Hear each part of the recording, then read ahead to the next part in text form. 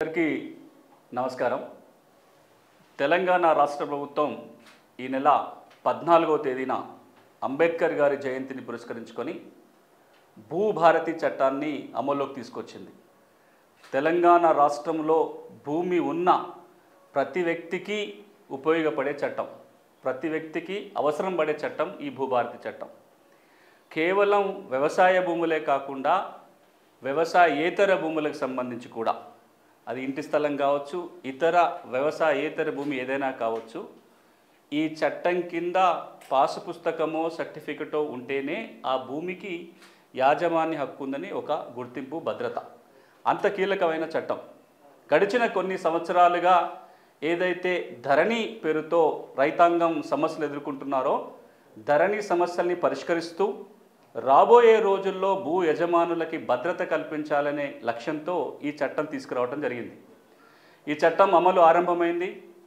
రాష్ట్ర వ్యాప్తంగా ఈ చట్టంపై అవగాహన సదస్సులు నిర్వహించాలని ప్రభుత్వం నిర్ణయం తీసుకొని ప్రతి జిల్లాలో జిల్లా కలెక్టర్ ఆధ్వర్యంలో మండల స్థాయిలో అవగాహన సదస్సులు జరుగుతున్నాయి. దానికి తోడుగా 4 మండలాలలో ప్రభుత్వం తనంతగా గ్రామాలకు వెళ్ళి భూ సమస్యలు ఎట్లా పరిష్కరించవచ్చో ఒక పైలట్ కార్యక్రమం జరుగుతుంది, రెవెన్యూ సదస్సుల పేరుతోటి. వచ్చే నెలలో జిల్లాకు ఒక మండలం చొప్పున 33 మండలాలలో రెవెన్యూ సదస్సులు నిర్వహించి భూ సమస్యల పరిష్కారానికి కృషి చేయాలని ప్రభుత్వం నిర్ణయం తీసుకుంది. జూన్ 2వ తారీఖు నుంచి ఆగస్టు 15వ తారీఖు వరకు రాష్ట్రంలో ఉన్న అన్ని రెవెన్యూ గ్రామాలలో, దాదాపుగా 12,000 రెవెన్యూ గ్రామాలు ఉన్నాయి. ఈ అన్ని గ్రామాలలో కూడా రెవెన్యూ సదస్సులు నిర్వహించి భూమి సమస్యల్ని పరిష్కారం చేయాలనేది ప్రభుత్వ లక్ష్యం. ఇదొక కీలకమైన చట్టం.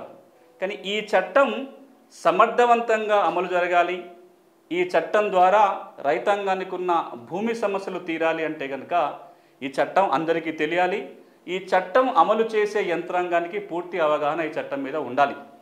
అందుకోసమే ఈ భూభారతి చట్టాన్ని వివరించడం కోసం సవివరంగా ఈ చట్టంలో ఏముంది, ఏ సమస్యకి ఎక్కడ పరిష్కారం ఉంది, రెవెన్యూ యంత్రాంగం ఏం చేయాలి, రైతులు ఏం చేయాలి, ఇది పూర్తిగా అందరికీ తెలియజేయాలనే ఉద్దేశంతో ఈరోజు మనం ఈ ప్రజెంటేషన్ నిర్వహించడం జరుగుతుంది. చాలా చోట్ల అది లైవ్లో వస్తుంది. రాబోయే రోజులలో దీన్ని రకరకాల మాధ్యమాల ద్వారా ఇది ట్రైనింగ్లో కూడా ఈ వీడియో వాడుకోవాలని ఒక ఉద్దేశం. చాలామంది కలెక్టర్లు అడిగారు, చాలామంది రెవెన్యూ యంత్రాంగం చెప్పారు, ఒక వీడియో దీని మీద సమగ్రంగా ఉంటే అన్ని చోట్ల వాడుకోవడానికి ఉపయోగం ఉంటుందనే ఉద్దేశంతో ఈ కార్యక్రమం చేయడం జరిగింది. ఇక దీన్ని ప్రారంభించే ముందు ఈ చట్టాన్ని రూపొందించడంలో, ఈ చట్టం కింద రూల్స్ తయారు చేయడంలో ప్రభుత్వం నాకు అవకాశం కల్పించింది. కీలకంగా అందులో పాల్గొనే అవకాశం దొరికింది. గౌరవ ముఖ్యమంత్రి గారికి, రెవెన్యూ శాఖ మంత్రికి, పూర్తి క్యాబినెట్ అందరు మంత్రులకి కూడా ప్రత్యేకంగా కృతజ్ఞతలు. తెలంగాణ భూభారతి భూమి హక్కుల రికార్డుల చట్టం 2025. ఈ చట్టం తయారీకి, ఈ చట్టం రావడానికి ప్రధాన కారకులు గౌరవ ముఖ్యమంత్రి గారు. డిసెంబర్ గత సంవత్సరం అధికారులకు రాగానే ధరణి సమస్యల పరిష్కారానికి వారు ఒక కమిటీ ఏర్పాటు చేశారు. ఆ కమిటీలో నేను కూడా ఒక సభ్యుడిగా ఉన్నా, ధరణి కమిటీ పేరుతోటి. కొన్ని నెలల పాటు శ్రమించి తెలంగాణ రాష్ట్రంలో భూ సమస్యల పరిష్కారానికి ఏం చేస్తే బాగుంటుందని కొన్ని సూచనలు ప్రభుత్వానికి చేయడం జరిగింది.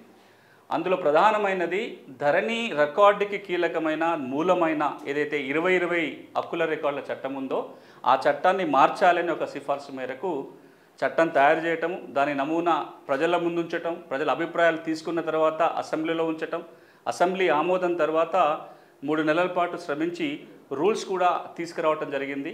ఈ మొత్తం ప్రక్రియలో గౌరవ ముఖ్యమంత్రి గారు, రెవెన్యూ మంత్రి గారు, CCLA ప్రిన్సిపల్ సెక్రటరీ వారి ఆఫీసు, అదేవిధంగా లా సెక్రటరీ వాళ్ళ ఆఫీసు, CMO అధికారులు చాలా కీలకంగా పనిచేశారు. వాళ్ళందరికీ కూడా తెలంగాణ సమాజం తరపున ధన్యవాదాలు తెలుపుతూ ఇప్పుడు మనం ఈ చట్టంలో ఏముందో చర్చించుకునే ప్రయత్నం చేద్దాం. ఈ చట్టం లోతుకు వెళ్లే ముందు 2 అంశాలు తెలియాలి. సమస్య ఏంటి, ఏ సమస్యని పరిష్కరించడానికి ఈ చట్టం వస్తుంది, ఈ చట్టం యొక్క ప్రాధాన్యత, ఈ రెండు వివరించే ప్రయత్నం చేస్తా. ముందు చట్టం ఎందుకు వస్తుందో ఒకసారి ఆలోచన చేస్తే మీకు అందరికీ తెలిసిందే, తెలంగాణ రాష్ట్రంలో భూమి రికార్డులు సరిగ్గా లేవని చెప్పి రికార్డుల ప్రక్షాళన కార్యక్రమం 2017లో అప్పటి ప్రభుత్వం చేపట్టింది. ఆ ప్రక్షాళన చేసిన భూమి రికార్డులని ధరణి పేరుతోటి ఒక వెబ్సైట్లో ఉంచడం జరిగింది, ఒక చట్టం చేయడం జరిగింది. ఈ చట్టము ఈ వెబ్సైట్ వచ్చిన తర్వాత కొంత లక్షల మంది రైతులకి తమకు పాస్ పుస్తకం వచ్చింది కానీ పుస్తకంలో చాలా తప్పులు ఉన్నాయనే కంప్లైంట్లు వచ్చినాయి. విస్తీర్ణం తగ్గిందని, సర్వే నెంబర్ తప్పు పడిందని, పట్టా భూమి ప్రభుత్వ భూమి అని పడిందని, అసైన్మెంట్ పట్టా ఇంకేదోగా మారిపోయిందని, దాదాపుగా 21 లక్షల మంది ధరణిలో సమస్యలు ఉన్నాయని దరఖాస్తు పెట్టుకున్నారు. ఈ సమస్యల పరిష్కారం చేయండి అని చెప్పి. ఈరోజు కూడా ప్రతి గ్రామంలో 100-200 కుటుంబాలకు ఇంకా ధరణి సమస్యలు ఉంటాయని ఒక అంచనా. దాంతోపాటు 18 లక్షల ఎకరాల భూమి పార్ట్ బిలో చేరిపోయింది. అంతేకాకుండా కొన్ని వేల మంది రైతులకి ఈ రోజున కొత్తగా పాస్ పుస్తకాలు రావాల్సిన సందర్భం ఉంది. ఈ సమస్యల పరిష్కారం కావాలి అంటే చట్టం మారాలి, రికార్డులో కొన్ని మార్పు చేర్పులు చేయాలనే ఉద్దేశంతో ఈ భూభారతి చట్టం వచ్చింది. చట్టం ప్రాధాన్యత అర్థం కావాలంటే భూములకు సంబంధించిన 2-3 ప్రాథమిక అంశాలు మనం ముందు అర్థం చేసుకోవాలి. భూమి ఉంటే ఆ భూమికి మనమే యజమాని అని నిరూపించుకోవడానికి ఏం కాగితాలు కావాలి, ఆ కాగితాలలో భూభారతి చట్టం కింద ఇచ్చే పాస్బుక్ యొక్క ప్రాధాన్యత ఏంటి అనేది ముందు వివరించిన తర్వాత నేను చట్టం విషయాలకు వెళ్తా. ఎవరికైనా ఒకప్పుడు భూమి ఉంటే, అంటే ఈ చట్టాలు ఈ రికార్డుల గందరగోళాలు ఏది లేనప్పుడు భూమి ఉంటే ఆ భూమికి మనమే యజమాని, స్వాధీనంలో ఉంది. భూమి దున్నుకుంటున్నామంటే దున్నుకున్నవాడిదే భూమి. ఇల్లు కట్టుకొని నివాసం ఉంటున్నామంటే ఆ ఇంటి స్థలం మనదే. దానికి ఏ పత్రాలు ఏ రికార్డులు అవసరం కూడా లేదు. ఎప్పుడైతే మనిషి స్థిర నివాసం ఏర్పాటు చేసుకొని ఒకచోట సాగు చేయటం మొదలుపెట్టాడో అప్పుడే భూమి హక్కుల అవసరం ఏర్పడింది. అప్పటి నుంచి ఓ 200 ఏళ్ల క్రితం వరకు కూడా భూమి ఉండి స్వాధీనంలో ఉంది అంటే ఏ రికార్డుతో అవసరం లేకుండా ఆ భూమి నాది అని చెప్పుకునే అవకాశం ఉండేది. ఆ తర్వాత భూమి ఉంటే సరిపోదు, దానికి సంబంధించిన పత్రాలు ఉండాలి అని చెప్పి మనకు రూల్ పెట్టుకున్నాం. ఏం పత్రాలు ఉండేటివి? ఆ భూమి మనది అని చెప్పాలంటే ఒకప్పుడు పన్ను రసీదు ఉండేది. పన్ను రసీదు ఉంది అంటే భూమి మీద హక్కు ఉన్నట్టే. ఈరోజు కూడా పాత పన్ను రసీదులు చూపించి ఇగో ఇదే పట్టా అన్నట్టుగా మనం మాట్లాడతాం. పన్ను రసీదు జేబులో ఉంది అంటే, భూమి శిస్తు కట్టిన రసీదు జేబులో ఉంది అంటే పట్టా జేబులో ఉన్నట్టుగానే భావించాల్సి వచ్చేది, అంత పవర్ఫుల్. ఆ తర్వాత చాలా కాగితాలు వచ్చినాయి. 3080 సర్టిఫికెట్, ఓఆర్సీ కావచ్చు, 13B సర్టిఫికెట్, సేల్ డీడు, రకరకాలుగా ఆ భూమి ఉంది అంటే ఆ భూమి కాగితాలు మన దగ్గర ఉండాలి అని చట్టం చెప్తుంది. ఈ రెండు ఉంటే సరిపోదు, నీకు స్వాధీనంలో భూమి ఉందని, నీ చేతిలో కాగితాలు ఉన్నాయని ప్రభుత్వం నిర్వహించే రికార్డులలో రావాలి. అది ఆర్ఓఆర్ రికార్డు కావచ్చు, పహానీ కావచ్చు, సేత్వర్ కావచ్చు, కాసరా కావచ్చు, రకరకాల భూమి రికార్డులు ఉన్నాయి. అంటే భూమి ఉంటే 3 ఉండాలి తప్పకుండా. స్వాధీనంలో భూమి ఉండాలి, దాని పత్రాలు ఉండాలి, రికార్డులో పేరు ఉండాలి. ఈ 3 ఉంటేనే భూమి యజమాని అని చెప్పడానికి ఉంటుంది. తెలంగాణ రాష్ట్రంలో 2017 నాటి పరిస్థితి ఏంటంటే భూమి ఉన్న చాలామందికి కూడా అయితే కాగితాలు లేవు. అంటే పట్టదారు పాస్ పుస్తకం, టైటిల్ డీడో కాగితం లేదు. ఇప్పుడు ఇవి ఉంటే 1B కానీ పహానీ కానీ ఇతర రికార్డులో చాలా తప్పులు ఉన్నాయి, ఇవి మ్యాచ్ కావట్లా. ఒకటి ఉంటే ఒకటి లేదు. ఈ 3 ఉన్నప్పుడు మాత్రమే యజమానిగా చెప్పడానికి అవకాశం ఉంటుంది. కాబట్టి దీన్ని సరిచేసే ప్రయత్నం జరిగింది. మిగతా అంటే చాలామందికి భూమి ఉంది కానీ రికార్డు లేదు, పట్టా లేదు. కొంతమందికి కాగితాలు ఉన్నాయి కానీ భూమి లేదు, రికార్డు లేదు. ఇంకొంతమందికి రికార్డుల పేరుంది కానీ భూమి లేదు, కాగితాలు లేవు. ఇలా రకరకాల సమస్యలతో బాధపడుతున్న వాళ్ళని భూ రికార్డుల ప్రక్షాళన కార్యక్రమంలో ఈ 3 సర్కిల్స్ని కలిపి ఒకటే చేసే ప్రయత్నం జరిగింది. అంటే ఎవరికైతే భూమి ఉందో వాళ్ళకే కాగితాలు ఉండాలి, కాగితాలు ఉన్న వాళ్ళ పేర్లే రికార్డులో ఉంచే ప్రయత్నం 2017లో జరిగింది. కానీ ఈ ప్రయత్నంలో రికార్డు పూర్తిగా సవరణ జరగలేదు. ప్రభుత్వం ఒక పక్కన 99% రికార్డు సవరించారని ప్రకటించిన తర్వాత కూడా 30-40% రికార్డులు కూడా పూర్తిగా సవరణ కాలేదు. ఈ రికార్డే మనకు ధరణిలోకి వచ్చింది. 2017 ఎల్ఆర్యూపీ రికార్డే తర్వాత ధరణి రికార్డుగా మారింది. ఈ ధరణి రికార్డే కొనసాగటం వల్ల చాలామందికి భూమి ఉండి కూడా ఇవేవి లేని వాళ్ళు ఉన్నారు. ఏదో ఒక సమస్య ఉంది. ఈ సమస్యని తీర్చాలని వచ్చిన చట్టమే భూభారతి చట్టం. ఈ చట్టం ప్రాధాన్యత అర్థం కావాలంటే ముందు ఇది అర్థం చేసుకోవాలి. ఇక రెండవది, రకరకాల కాగితాలు ఉన్నాయి, రకరకాల రికార్డులు ఉన్నాయి. మనకు తెలంగాణలో 2 రకాల భూమి రికార్డులే ఉంటాయి. ఒకటి, భూమి పన్ను వసూలు చేయటం కోసం ఎప్పుడో 70-80 ఏళ్ల కింద తయారు చేసుకున్న రికార్డు. భూమిని కొలిసి ఒక పటం తయారు చేశారు, అదే నక్ష. గ్రామ పటం, గ్రామ నక్ష లేదా నక్ష. ఈ గ్రామ నక్షలన్నీ సర్వే నెంబర్ల వారిగా విడగొట్టుకొని ప్రతి నెంబర్కి కొలతలతో ఒక పుస్తకం ఉంటుంది. దాన్ని మనం ఎఫ్ఎంబి అని లేదా టిప్పన్ అంటాం. తెలంగాణ ప్రాంతంలో టిప్పన్ అని పేరు దానికి. ఈ భూమికి ఎవరి దగ్గర ఎంత పన్ను వసూలు చేయాలో తయారు చేసుకున్న రికార్డు సేత్వార్. ఆ భూమి ఎవరి దగ్గర ఎంత పన్ను వసూలు చేయాలో రికార్డులో ఉంటుంది. అవి ప్రామాణికమైన రికార్డులు. ఈ రికార్డుల ఆధారంగా ఎవరి దగ్గర ఎంత పనులు చేయాలో ప్రతి సంవత్సరం గ్రామ స్థాయిలో గ్రామ రెవెన్యూ అధికారి కొన్ని రిజిస్టర్లు రాసేవారు. అవి ఒకప్పుడు 44 ఉండేటివి, తర్వాత 11గా మారినాయి. అందులో కీలకమైన రికార్డు పహాని. ఈ 2 రికార్డులు తప్ప ఇక వేరే రికార్డు లేవు. కానీ బ్రిటిష్ పరిపాలనకు చెప్పింది ఏంటంటే ఈ రికార్డులు కాదు, ఏటేటా ఎవరు యజమాని మారినా వెంటనే రికార్డులకు వచ్చే విధంగా ఒక హక్కుల రికార్డు గ్రామాల వారీగా ఉండాలని సూచన మేరకు నిజాం పరిపాలకులు 1936లో ఒక 6వ చట్టాన్ని చేశారు, హక్కుల రికార్డుల చట్టాన్ని. ఆ చట్టము హైదరాబాద్ రాష్ట్రంగా ఉన్నప్పుడు మళ్ళొకసారి మారింది. 1948లో మరొకసారి కొత్త హక్కుల రికార్డు చట్టం వచ్చింది. ఆ చట్టం కిందనే రికార్డుగా పరిగణించబడుతున్నది కీలక రికార్డు ఖాసరా పహాని. ఖాసరా పహాని 48 6వ చట్టం కింద హక్కుల రికార్డుగా ప్రకటించబడ్డది. ఆ తర్వాత ఉమ్మడి రాష్ట్రంలో 1971లో ఒక 6వ చట్టం వచ్చింది. దాని నియమాలు 89లో వచ్చి 1989 నుంచి ఆ చట్టం అమలవుతూ వచ్చింది. 2020లో కొత్త 6వ చట్టం వచ్చేంత వరకు కూడా 71లో ఉన్న 6వ చట్టం కొనసాగుతూ వచ్చింది. ఆ చట్టం కింద ఇచ్చినవే 2 పుస్తకాలు, పీపీబీ టీడీ, పట్టాదారు పాస్ పుస్తకము మరియు టైటిల్ డీడ్, 1B రిజిస్టర్ దాని కింద రికార్డు. 2020లో 1B రికార్డు స్థానంలో ధరణి వచ్చింది, 2 పుస్తకాల స్థానంలో 1 పుస్తకం వచ్చింది. ఇప్పుడు 2020లో ఉన్న హక్కుల రికార్డు చట్టాన్ని మారుస్తూ 2025 హక్కుల రికార్డు చట్టం వచ్చింది ఏప్రిల్ 14వ తేదీ నుంచి. దీన్నే తెలంగాణ భూభారతి భూమి హక్కుల రికార్డుల చట్టం 25 అని చెప్తున్నా. ఈ చట్టం కింద భూభారతినే హక్కుల రికార్డుగా పరిగణించబడుతుంది. దీని అర్థం ఏంటంటే తెలంగాణలో ఎవరికన్నా భూమి ఉంటే వాళ్ళ పేరు భూభారతి రికార్డులో రావాలి. వాళ్ళ చేతిలో పాత పుస్తకం రేపు ఇవ్వబోయే కొత్త పుస్తకం ఉన్నట్లయితేనే భూమి యజమానిగా పరిగణించబడతారు. అది ఉంటేనే రైతు బంధు కానీ, రైతు భరోసా కానీ, రైతు బీమా కానీ, భూమి అమ్ముకోవాలనుకున్నా, భూమి కుదవబెట్టుకోవాలనుకున్నా, వారసత్వంగా భూమి పొందాలనుకున్నా, భూమి గురించి ఏమి చేయాలనుకున్నా, ఆ భూమి ప్రాతిపదికగా ఏమి పొందాలన్నా భూభారతి రికార్డే కీలకమవుతుంది.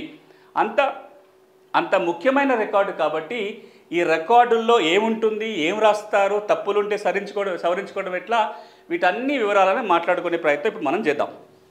ఇప్పుడు మీకు అక్కడ స్లైడ్ మీద కనబడుతుంది చూసారా, ఈ రికార్డు ప్రాధాన్యత ఏందో చెప్పే ప్రయత్నం అక్కడ ఉంది.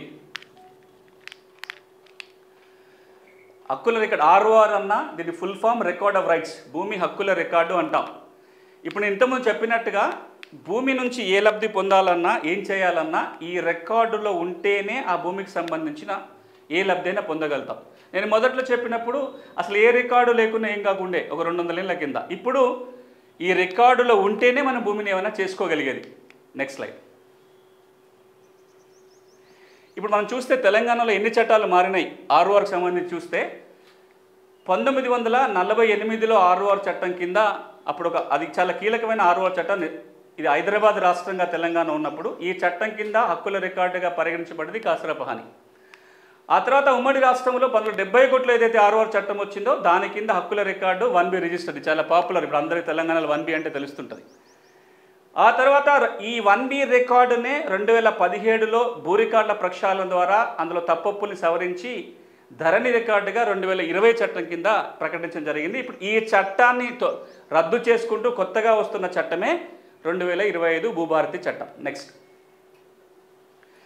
ఇప్పుడు ఏ ROR చట్టమైనా 4 పనులు చేస్తుంది.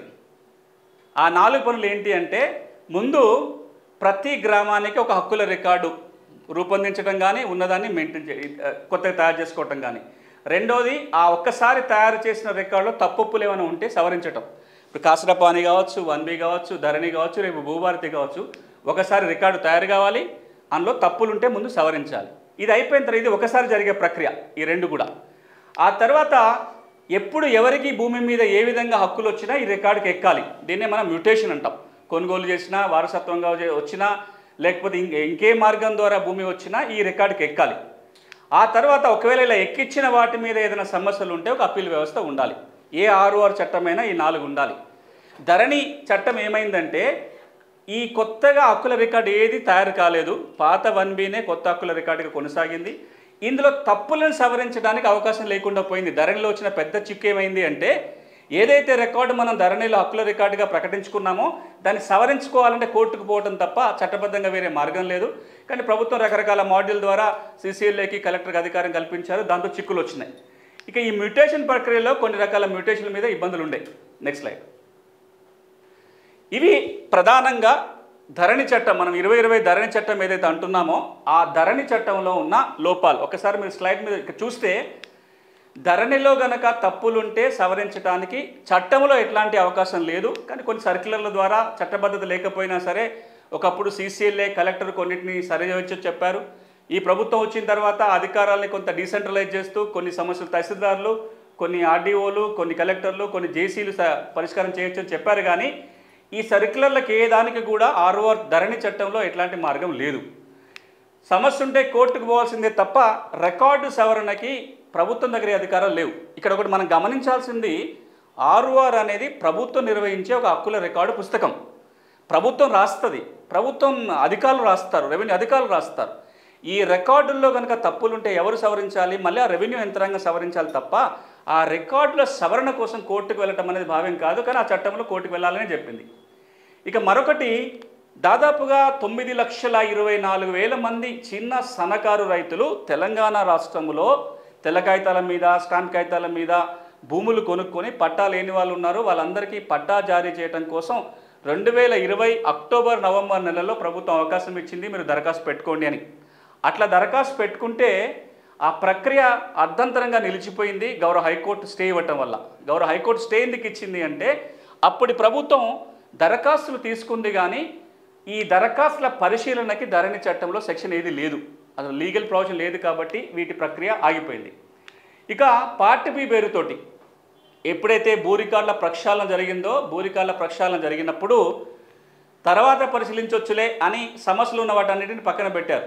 తర్వాత ధరణికి ఎక్కించాలి అని అట్లా పక్కన పెట్టిన భూములే పార్ట్ బి. అట్లా పక్కన పెట్టిన దాదాపు 18 లక్షల ఎకరాలు ఉన్నాయి. Next slide. ఇక భూమి వారసత్వంగానో లేదా కోర్టు డిగ్రీ ద్వారానో కొనుగోలు చేస్తే అప్పుడు రికార్డులకు ఎక్కించడానికి ధరణిలో అవకాశం ఉంది. కానీ ఎవరికన్నా ఇనాం భూములకు వారసి వచ్చింది, ధరణికి ఎక్కియాలి, లేదా పీటీలకు 3080 వచ్చింది, లేదా అసైన్మెంట్ భూమి పేదోడు కొనుక్కున్నాడు, ఈ పేదోడు కొనుక్కున్న భూమిని అప్పటి కలెక్టర్ క్రమబద్ధీకరించారు. ఇట్లా ఇతర మార్గాల ద్వారా భూమి మీద హక్కులు వచ్చినప్పుడు వీటిని ధరణి రికార్డుకి ఎక్కించడానికి ఆ చట్టంలో ఇబ్బందులు ఉన్నాయి. ఇదొక సమస్య. వారసత్వంగా భూమి వచ్చినప్పుడు పట్టా చేసే ప్రక్రియలో కొన్ని లోపాలు ఉన్నాయి. ఈ వారసత్వంగా భూమి వచ్చినప్పుడు ధరణి చట్టం ఏమంటుందంటే, వారసులు కనుక ఒక జాయింట్ స్టేట్మెంట్ తీసుకొని తహసీల్దార్కి స్లాట్ బుక్ చేసుకొని దరఖాస్తు పెట్టుకుంటే ఆ నిర్ణయించిన తేదీ రోజు వారసులు తహసీల్ ఆఫీస్కి పోవాలి.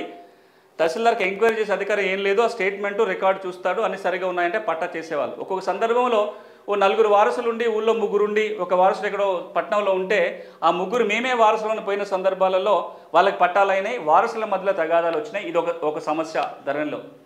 అదేవిధంగా రాబోయే రోజులలో భూ సమస్యల పరిష్కారానికి కొన్ని కొత్త పథకాలు కేంద్రం తీసుకొచ్చిందో, అది స్వామిత్వ ప్రాజెక్ట్ కావచ్చు, ఇంటి స్థలాల సర్వే కోసం, లేదా మన ఇక్కడ మీరు చూస్తున్నది కేంద్ర ప్రభుత్వం తీసుకొచ్చిన unique land parcel identification number కావచ్చు. ఇట్లా రకరకాల పథకాలని తెలంగాణలో అమలు జరగలేదు. అవి జరగాలంటే కూడా చట్టంలో కొన్ని మార్పులు అవసరం ఉండే, అప్పుడు అవి ధరణి చట్టంలో లేవు.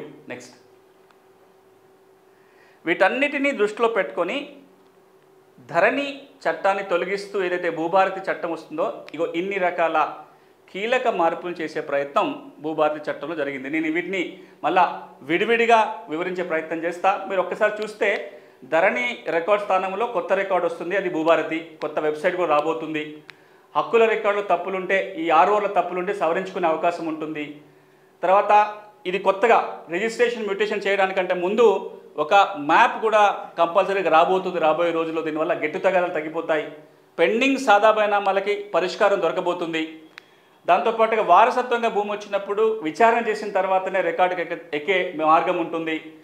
భూమి హక్కులు ఏ విధంగా సంక్రమించినా రికార్డుకి ఎక్కించే అవకాశం చట్టంలో ఉండబోతుంది. పాస్ పుస్తకంలో పట్టం రాబోతుంది.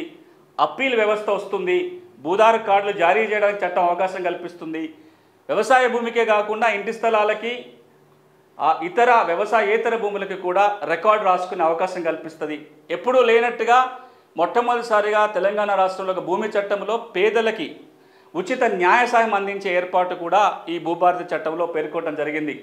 అదేవిధంగా ధరణి చట్టం వచ్చిన తర్వాత గ్రామస్థాయి రికార్డుల నిర్వహణ పూర్తిగా ఆగిపోయింది. అది పహానీ కావచ్చు, ఇతర రికార్డుల నిర్వహణ మళ్ళీ గ్రామ రెవెన్యూ రికార్డులని నిర్వహించడానికి ఈ చట్టం అవకాశం కల్పిస్తుంది. ఇంకా అన్నిటికంటే కీలకం ఏంటంటే ఎవరన్నా ప్రభుత్వ భూములు కానీ అసైన్మెంట్ భూములు, భూదాన భూములు, వక్ఫ్ భూములు, ఎండోన్మెంట్ భూములు తప్పుగా పట్టాలు పొందినట్లయితే ఎవరైనా కంప్లైంట్ చేయొచ్చు. సీసీఎల్ఏ వీటిని రద్దు చేసే అవకాశం కూడా కల్పిస్తుంది. ఇవి చాలా కీలక అంశాలు. Next slide. ఇప్పుడు మనం ఒక్కొక్కటి చూసుకుంటూ పోదాం. ధరణి వచ్చి ధరణి పోయి భూభారతి వస్తుంది, కొత్త రికార్డు వస్తుందా, మళ్ళీ కొత్తగా రికార్డు రాస్తారా? ఇది చాలా మందికి ఉన్న అంశం. ఎందుకంటే పలు సందర్భాల్లో గౌరవ ముఖ్యమంత్రి గారి ప్రకటన ఏంటంటే ధరణి బంగాళాఖాతంలో ఇస్తామన్నారు, వేసినామని చెప్తున్నారు. కాబట్టి ధరణి ఉన్న రికార్డే కొనసాగుతుందా, ఈ రికార్డు స్థానంలో కొత్త రికార్డు రాబోతుందా అనేది కనుక మనం చూస్తే సెక్షన్ 4 దీనికి సమాధానం చెప్తుంది. సెక్షన్ 4 ఏం చెప్తుంది అంటే ధరణి రికార్డు తాత్కాలికంగా మాత్రమే భూభారతిలో రికార్డుగా కొనసాగుతుంది. అంటే టెంపరీ, ఇది పర్మనెంట్గా కాదు. ఈ టెంపరీగా కూడా ఎందుకు పెట్టారు? అర్ధంతరంగా ఈ రికార్డును ఆపేసి కొత్త రికార్డు తయారు చేసి దాన్ని వాడటం మొదలు పెట్టాలంటే 5-6 నెలల సమయం పట్టొచ్చు. ఈ లోపల రిజిస్ట్రేషన్లు, మ్యూటేషన్లు ఇవన్నీ ఆపితే సరైనది కాదు. ఇంతకు మునుపు ధరణి తెచ్చినప్పుడు అట్లాగే 1B నుంచి ధరణిగా మారినప్పుడు 6 నెలల పాటు రిజిస్ట్రేషన్లు ఆగిపోవటము, మ్యూటేషన్లు ఆగిపోవటము, రెవెన్యూ కోర్టుల విచారణ ఆగిపోవటం ఇబ్బందులు ఉన్నాయి. కాబట్టి ఈ భూభారతి చట్టం ఏమంటుందంటే ధరణిలో ఉన్న వివరాలు తాత్కాలికంగా భూభారతిలో కూడా హక్కుల రికార్డుగా కొనసాగుతాయి. మరి దీర్ఘకాలికంగా ఏం జరగబోతుంది అంటే 3-4 విషయాలు జరగబోతున్నాయి. ఒకటి, భూములని రీసర్వే చేసి కొత్త రికార్డు రూపొందించాలి అంటుంది చట్టం. అంటే రాబోయే రోజులలో తెలంగాణ రాష్ట్ర ప్రభుత్వం అన్ని గ్రామాలలో భూముల సమగ్ర రీసర్వే చేసి ఆ సర్వే రికార్డు ఆధారంగా కొత్త హక్కుల రికార్డు చేసుకోమని భూభారతి చట్టం చెప్తుంది. అది ఇంకా ఎక్కువ సమయం పడుతుంది. ఆ లోపల ఏం చేయాలి అంటే ఒక ప్రత్యేక కార్యక్రమాన్ని నిర్వహించి ధరణిలో తప్పొప్పుని సవరించాలని ఈ సెక్షన్ 4 చెప్తుంది. మీరు ఈ రోజున రెవెన్యూ సదస్సుల పేరుతో ఏదైతే వింటున్నారో ఈ రెవెన్యూ సదస్సులు ఏంటంటే ప్రభుత్వమే గ్రామాలకు వెళ్ళి ధరణిలో ఉన్న తప్పొప్పులను సవరించే ప్రయత్నమే సెక్షన్ 4 ద్వారా రెవెన్యూ సదస్సుల పేరుతో జరుగుతుంది. దీంతో పాటుగా ఈ సెక్షన్ 4 కింద ఎవరైనా ధరణి రికార్డులో ఇప్పుడు భూభారతిగా మారిన తర్వాత అందులో తప్పులుంటే దరఖాస్తు పెట్టుకొని పరిష్కారం చేయడానికి ఈ సెక్షన్ అవకాశం కల్పిస్తుంది. అంటే ఒక్క మాటలో చెప్పాలంటే ధరణిని రీసర్వే ద్వారా సమగ్రంగా మార్చబోతున్నారు. ఈ లోపల మనం దరఖాస్తు పెట్టుకున్న అంటే భూ యజమానులు దరఖాస్తు పెట్టుకోవటం కానీ లేదా ప్రభుత్వం తనంత తానుగా రెవెన్యూ సదస్సుల ద్వారా ధరణి రికార్డుని సమగ్రంగా మార్చే ప్రయత్నం జరుగుతుంది. ధరణికి సంబంధించిన కీలక సమస్య ఏంటంటే నాకు భూమి ఉంది, నా వివరాలు ధరణికి ఎక్కలేదు, కొత్త పాస్ పుస్తకం రాలేదు అనేది ఒక సమస్య. రెండోది, నాకు భూమి ఉంది, ధరణికి ఎక్కింది, కొత్త పాస్బుక్ వచ్చింది కానీ ఆ పాస్ పుస్తకంలో తప్పులు ఉన్నాయి. విస్తీర్ణం తగ్గింది, సర్వే నెంబరు మాయమైంది, 4 నెంబర్ల భూమి ఉంటే 3 నెంబర్లే పడ్డాయి, 4 ఎకరాల భూమి ఉంటే 3 ఎకరాలే వచ్చింది, పట్టా భూమి భూదాననో అసైన్మెంట్ అనో ఇంకేదో రకంగా మారిపోయింది, నాకు వారసత్వంగా భూమి వస్తే కొనుగోలు అని పడింది, కొనుగోలు చేసిన భూమి వారసత్వంగా నమోదైంది. ఇట్లా రకరకాలుగా భూమికి సంబంధించిన సమస్యలు ఉన్నాయి. ఈ సమస్యల పరిష్కారం కోసం ధరణిలో 33-35 మాడ్యూల్స్ వచ్చినాయి. ఈ మాడ్యూళ్ళ ద్వారా 2020 అక్టోబర్ నుంచి ఇప్పటిదాకా రకరకాల పద్ధతుల్లో దరఖాస్తు చేసుకుంటూనే ఉన్నారు. ఒక అంచనా ప్రకారం 21 లక్షల పైగా దరఖాస్తులు వచ్చినాయి. అందులో సగం దరఖాస్తులు తిరస్కరణ గురైనాయి. ఈరోజు కూడా 1 లక్ష దరఖాస్తులు ఇంకా పెండింగ్లో ఉన్నాయి భూభారతి చట్టం వచ్చే నాటికి. ఈ సమస్యలన్నిటికీ ధరణి ఈ సమస్యలకి భూభారతి ఏ విధంగా పరిష్కారం చూపుతుంది? భూభారతి చట్టం వచ్చిన తర్వాత నాకు పాస్బుక్ లేకపోతే కొత్తగా పాస్బుక్ వస్తుందా? నాకు ఆల్రెడీ పాస్బుక్ ఉంది, ఆ పాస్ పుస్తకాల వివరాలు సరి చేయడానికి అవకాశం ఉందా? దానికి పరిష్కారమే సెక్షన్ 4 రూల్ 4 షెడ్యూల్ ఏ. ఈ మనం గుర్తుపెట్టుకోవాలి. కనీసం ఆ సెక్షన్ల పేర్లు కొన్ని ఇంపార్టెంట్ అని గుర్తుపెట్టుకుంటే రేపు సమస్య పరిష్కారం కోసం వెళ్ళినప్పుడు నాకు పలానా సెక్షన్ ప్రకారము నా సమస్య పరిష్కారం చేయండి అని అడిగే అవకాశం ఉంటుంది. ఏం చెప్తుంది భూభారతి చట్టం సెక్షన్ 4 అందులో సబ్సెక్షన్ 5, 6 అదేవిధంగా రూల్ 4 షెడ్యూల్ ఏ ఏం చెప్తుంది ఈ చట్టం అంటే ఎవరైనా భూ యజమాని తనకి పాస్ పుస్తకం రాకపోయినా లేదా వచ్చి తప్పులున్నా సెక్షన్ 4 సబ్సెక్షన్ 5 సెక్షన్ 4 సబ్సెక్షన్ 6 ప్రకారము దరఖాస్తు పెట్టుకోవాలి. ఏ విధంగా పెట్టాలి? భూభారతి పోర్టల్లో ఒక దరఖాస్తు నమూనా ఉంటుంది. ఈ నమూనా ద్వారా దరఖాస్తు పెట్టుకోవాలి సంబంధిత అధికారులకి. ఒకసారి దరఖాస్తు పెట్టుకున్నప్పుడు ఆ దరఖాస్తు పెట్టుకోవడానికి భూభారతిలో ఒక ఫార్మాట్ ఉంటుంది. ఈ ఫార్మాట్ నింపాలి. దాంతోపాటుగా ఆ భూమి మనది అని చెప్పే ఆధారం ఏదన్నా అంటే పాత పాస్ పుస్తకమో, అది ఇంతకు మునుపు ఇచ్చిన తోక పుస్తకం కావచ్చు, 71 చట్టం కింద 2 పుస్తకాలు కావచ్చు, ధరణి కింద వచ్చిన పాస్ పుస్తకం కావచ్చు, పహానీ నకళ్ళు కావచ్చు, లేదా ఏదైనా రిజిస్టర్ దస్తావేజులు కావచ్చు, ఆ భూమి మనది అని చెప్పే సాక్ష్యాధారాలను కూడా ఈ దరఖాస్తుతో పెడితే ఈ విధంగా వచ్చిన దరఖాస్తులని కొన్ని రకాల సమస్యలు ఆర్డీఓకి, మరికొన్ని రకాల సమస్యలని జిల్లా కలెక్టర్ పరిష్కారం చేయాలని చెప్తుంది రూల్ 4. ఇంతకుముందు ఏముండే ఈ మాడ్యూల్ ద్వారా కొన్ని సమస్యలు తహసీల్దారు, కొన్ని ఆర్డీఓ, కొన్ని కలెక్టరు, కొన్ని సీసీఎల్, ఇన్ని అంచెలలో రకరకాల మాడ్యూల్స్ ద్వారా ఉన్న అన్ని కూడా అన్ని మాడ్యూళ్ళు ఈ రోజున ఒక మాడ్యూల్గా మారిపోయింది. అదే 6 కరెక్షన్ మాడ్యూల్. ఈ మాడ్యూల్ ద్వారా ఆన్లైన్లో దరఖాస్తు పెట్టుకుంటే అది కూడా ఆ దరఖాస్తుతో పాటు నేను చెప్పిన పత్రాలు జమ చేయాలి. ఒక 1000 రూపాయల అప్లికేషన్ ఫీజు కూడా పెడితే ఈ దరఖాస్తులు ఆ భూమి సమస్యను బట్టి, అది మిస్సింగ్ సర్వే నెంబరా, నేచర్ ఆఫ్ ల్యాండ్ మార్చాలా, లేకపోతే సర్వే నెంబర్ ఎక్కించాలా, ఈ వాటిని బట్టి కొన్ని ఆర్డీఓలకు వెళ్తాయి, మరికొన్ని జిల్లా కలెక్టర్కి వెళ్తాయి. దరఖాస్తు పెట్టుకున్న 60 రోజుల్లోగా నోటీసు ఇచ్చి విచారణ చేసి హక్కులున్న మాట వాస్తవ నిర్ధారణ అయితే రికార్డుని సవరించడం కానీ లేదా కొత్తగా పాస్ పుస్తకాలు జారీ చేయటం కానీ ఈ చట్టం కింద చేయడానికి అవకాశం ఉంది. మరొకసారి ఇది చాలా కీలకమైన సెక్షన్. ఈ రోజున తెలంగాణ రైతాంగం ఎదుర్కొంటున్న ధరణి సమస్యలన్నిటికీ కూడా ఈ సెక్షన్ కింద మనం పరిష్కారం చూసుకోవచ్చు. మళ్ళొకసారి సెక్షన్ నెంబర్ కూడా చెప్తాను. Section 4 subsection 5, section 4 subsection 6. 5 దేనికి అంటే రికార్డుల తప్పుల సవరణకు సంబంధించి, సబ్సెక్షన్ 6 దేని గురించి అంటే కొత్తగా భూమి రికార్డులో ఎక్కించుకోవడం గురించి. దీనికి సంబంధించిన విధి విధానాలు మొన్న తీసుకొచ్చిన భూభారతి రూల్స్లోని రూల్ 4 కింద ఉంటుంది. ఈ షెడ్యూల్ ఏలో ఏముంటుందంటే ఏ అంశాలు ఆర్డీఓకి అధికారాలు ఉన్నాయి, ఏ అంశాల మీద కలెక్టర్కి అధికారాలు ఉన్నాయనేది ఈ షెడ్యూల్ ఏ రూల్స్కి అనుబంధంగా ఉన్న షెడ్యూల్లో ఉంటుంది. ఈ విధంగా మనం దరఖాస్తు చేసుకుంటే పరిష్కారం అవుతుంది. ఇప్పుడు ఒక అనుమానం రావచ్చు, మళ్ళీ ఆన్లైన్లో దరఖాస్తు పెట్టుకోవాలంటున్నారు, మళ్ళీ ఒక 1000 రూపాయలు ఫీజు కట్టాలని చట్టం చెప్తుంది. ఇది మరి అందరికీ సాధ్యం కాదు కదా, మళ్ళీ మాడ్యూల్లో గందరగోళాలు ఉంటాయి, మళ్ళీ ధరణి ఆపరేటర్ దగ్గరికో మన ఇప్పుడు కంప్యూటర్ ఆపరేటర్ దగ్గరికో వెళ్ళాలా, ఈ సేవలో పెట్టాలా, ఈ అనుమానాలన్నీ ఉంటాయి. ఇప్పుడు ప్రభుత్వం ఏమంటుందంటే ఎవరైనా తెలంగాణలో ఎప్పుడైనా భూభారతి వెబ్సైట్ ద్వారా ఈ విధంగా దరఖాస్తు అన్నా పెట్టుకోవచ్చు. దీనికి రాబోయే రోజుల్లో ఏదైతే అన్ని రెవెన్యూ గ్రామాలలో రెవెన్యూ సదస్సులు జరగబోతున్నాయో ఈ రెవెన్యూ సదస్సు జరిగినప్పుడు ఆన్లైన్లో దరఖాస్తు పెట్టాల్సిన పని లేదు. ప్రభుత్వమే ఒక 2 పేజీల దరఖాస్తు ఫారంని రెడీ చేసింది. ఈ దరఖాస్తు ఫారాలన్నీ కూడా గ్రామాలకు వస్తాయి.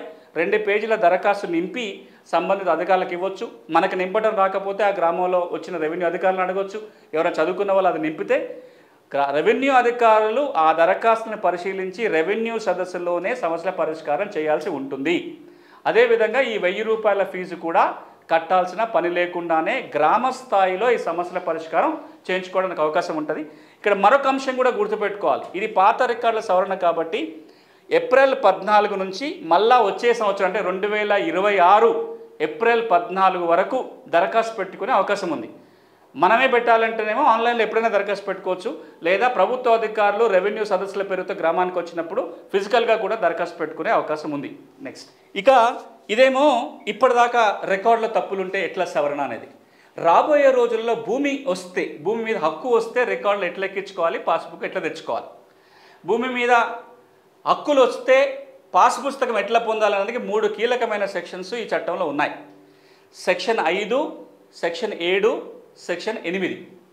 అదేవిధంగా సాదా బైనామాదార భూమి వస్తే ఎట్లా రికార్డుకి ఎక్కించుకోవాలనేది సెక్షన్ 6లో ఉంటుంది. ఇప్పుడు మనం ఈ 4 కీలకమైన భూభారతి చట్టంలోని సెక్షన్స్ తెలుసుకునే ప్రయత్నం చేద్దాం. ఇక్కడ మీకు కనపడుతున్నది సెక్షన్ 5. ఇది దేని గురించి అంటే ఎవరికైనా కొనుగోలు ద్వారా భూమి మీద హక్కులు సంక్రమించినట్లయితే పట్టా ఎట్లా చేయించుకోవాలనేది వివరంగా సెక్షన్ 5లో రూల్ 5లో ఉంటుంది. ఫీజు ఎంత కట్టాలి అనేది షెడ్యూల్ బిలో ఉంటుంది. ఈ షెడ్యూల్ బి అంతా కూడా దేనికి ఎంత ఫీజు అనే వివరాలన్నీ భూభారతి రూల్స్ షెడ్యూల్ బిలో ఉంచడం జరిగింది. ఏం జరుగుతుంది ఇప్పుడు ప్రస్తుతం ఏం జరుగుతుంది, భూభారతి చట్టం రాకముందు ఎవరైనా భూమి కొనుగోలు చేయాలంటే స్లాట్ బుక్ చేసుకోవాలి, స్టాంప్ డ్యూటీ రిజిస్ట్రేషన్ ఫీజు కట్టాలి, ఒక డే టు టైము కంప్యూటరే చెప్తుంది. ఆ రోజున తహసీల్ ఆఫీస్కి పోయినట్లయితే ఆ ఒక ఫార్మాట్లోనే సేల్ డీడ్ అయిపోతుంది, రిజిస్ట్రేషన్ జరిగిపోతుంది. రెవెన్యూ అధికారి అక్కడికక్కడ రికార్డుల మ్యూటేషన్ చేసి పాత బుక్ ఉంటే పాత పాస్ పుస్తకాలు ఎక్కిస్తారు, లేదా కొత్త పాస్ పుస్తకం జారీ చేస్తారు. ఒకటే రోజు రిజిస్ట్రేషన్ మ్యూటేషన్ ఒకే చోట ఒకే అధికారి ధరణిలో చేయటం జరుగుతుంది. అసెంబ్లీలో చట్టం మీద భూభారతి చట్టంలో చర్చ జరిగినప్పుడు చెప్పిన మాట ఏంటంటే ధరణిలో ఇది ఒక మంచి అంశం, దీన్ని కొనసాగించాలి అని చెప్పి భూభారతి చట్టంలో కూడా ఇదే పద్ధతి కొనసాగుతుంది. కానీ 2 కీలకమైన మార్పులు వస్తాయి ఈ ప్రక్రియలో. ధరణికి భిన్నంగా భూభారతిలో భూముల కొనుగోలు ద్వారా పట్టా పొందాలంటే 2 మార్పులు వస్తున్నాయి. ఒక మార్పు, ధరణి చట్ట ప్రకారం దస్తావేజు అనేది కంప్యూటర్ ఫార్మాట్లోనే ఉండేది. మన సొంత దస్తావేజు రాసుకునే అవకాశం లేదు. అది ఒక 2 పేజీల ఫార్మాట్ ఉండేది. దీనివల్ల హక్కుల వివాదాలు వస్తున్నాయి. ఎప్పుడైనా లిటిగేషన్ అయినప్పుడు భూమి ఎవరి నుంచి ఎట్లా వచ్చింది, దాని చరిత్ర ఏంది, దాని లింక్ ఏంటి అనేది దస్తావేజులో లేదు. ఇప్పుడు భూభారతి చట్టం ఏమంటుందంటే మీరు కావాలంటే కంప్యూటర్లో ఉన్న ఫార్మాట్ వాడుకోండి, లేదా ఎవరైతే భూమి అమ్మకాలు కొనుగోలు చేసుకుంటున్నారో వాళ్ళే స్వయంగా ఒక దస్తావేజు రాసుకొని ఆ దస్తావేజు తీసుకెళ్ళి రిజిస్ట్రేషన్ చేసుకునే అవకాశం ఈ చట్టం కల్పిస్తుంది. ఇది ఒక మార్పు. ఇక రెండో మార్పు ఏంటంటే రాబోయే రోజుల్లో ఇక డేట్ ప్రకటిస్తుంది ప్రభుత్వం ప్రకటించిన తేదీ నుంచి రిజిస్ట్రేషన్ డాక్యుమెంట్తో పాటుగా భూమి పటం సర్వే మ్యాప్ కూడా ఉంచాల్సిందే. అంటే మనం ఎట్లయితే ఇంటి స్థలాలు కొనుగోలు చేసినప్పుడు సేల్ డీల్లో ఒక మ్యాప్ పెట్టుకుంటామో రాబోయే రోజుల్లో వ్యవసాయ భూమి అమ్మకాలు కొనుగోలు చేసే డాక్యుమెంట్తో పాటుగా తప్పకుండా ఒక మ్యాప్ ఉండాలి. ఎవరు తయారు చేయాలి ఈ మ్యాప్ అంటే తెలంగాణలో లైసెన్స్ సర్వేయర్ల వ్యవస్థ ఇంతకుముందు ఉంది. ఒక 1000-1500 మంది లైసెన్స్ సర్వేయర్లు ఉన్నారు. వాళ్ళని రాబోయే రోజుల్లో ప్రభుత్వం ఇంకొక 6000 మంది లైసెన్స్ సర్వేయర్లను తీసుకోబోతుంది. ఈ లైసెన్స్ సర్వేయర్లకి ఈ పని అప్పచెప్తారు. ప్రతి మండలంలో 3, 4, 5 లైసెన్స్ సర్వేయర్లు ఉంటారు. వారు వెళ్ళి ఆ భూమిని కొలిచి ఒక మ్యాప్ తయారు చేయాలి. ఇది పెట్టాలి. ఇక్కడ చాలామందికి ఒక 2 అనుమానాలు వస్తున్నాయి. ఒకటి, ఇప్పటికిప్పుడే మ్యాప్ అంటే తయారు చేయడానికి సిబ్బంది లేరు కదా, రిజిస్ట్రేషన్ ఆగిపోతాయి, మ్యూటేషన్ ఆగిపోతాయని. కానీ ప్రభుత్వం ఏమంటుందంటే పూర్తి వ్యవస్థని అందుబాటులోకి తెచ్చిన తర్వాతనే ఈ రూల్ వర్తిస్తుంది. ఇప్పుడు ఆ రూల్ లేదు, ఆ రూల్ ఇంకా అమలులోకి రాలే. రాబోయే రోజుల్లో లైసెన్స్ సర్వేయర్లు వచ్చి మ్యాపులు అన్నీ తయారుగా ఉన్నప్పుడు మాత్రమే ఇది వస్తుంది. ఇక రెండోది, మన తెలంగాణలో భూమి రికార్డుకి వాస్తవ పొజిషన్కి చాలా వ్యత్యాసాలు ఉంటాయి. నా పాస్బుక్ సర్వే నెంబర్ 4 అని చెప్తుంది, తీరా నేను 3లో దున్నుకుంటుంటా. నాకు 4లో భూమి ఉంటుంది, కొద్ది భూమి 3లో కూడా కలిసిపోయి ఉంటుంది. మరి కొలిసినప్పుడు రికార్డుకి దానికి వ్యత్యాసాలు ఉంటాయి కదా, మరి రిజిస్ట్రేషన్ ఆగిపోతాయేమని ఒక భయం ఉంటుంది. కానీ ఈ చట్టం ఏమంటుందంటే మీరు ఆ భూమి యొక్క నెంబర్లు కాసేపు మర్చిపోండి. ఆ భూమి ఏది కొంటున్నారో మీకు తెలుసు కదా, మీ భూమి కొంటున్న హద్దులు మీకు తెలుసు కదా, ఆ హద్దుల చుట్టూ తిరిగి లాంగిట్యూడ్స్ లాటిట్యూడ్స్ ఫిక్స్ చేయాలి. అంటే జియో రిఫరెన్సింగ్ చేయాల్సి ఉంటుంది.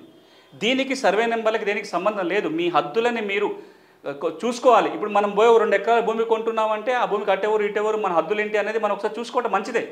అది చూసుకుంటే లైసెన్స్ సర్వేయరు దాని హద్దులని ఫిక్స్ చేస్తాడు. దానికి లాంగిట్యూడ్స్ లాటిట్యూడ్స్ అక్షాంశాలు రేఖాంశాలు ఫిక్స్ అవుతాయి. దాని ద్వారా మ్యాప్ తయారవుతుంది.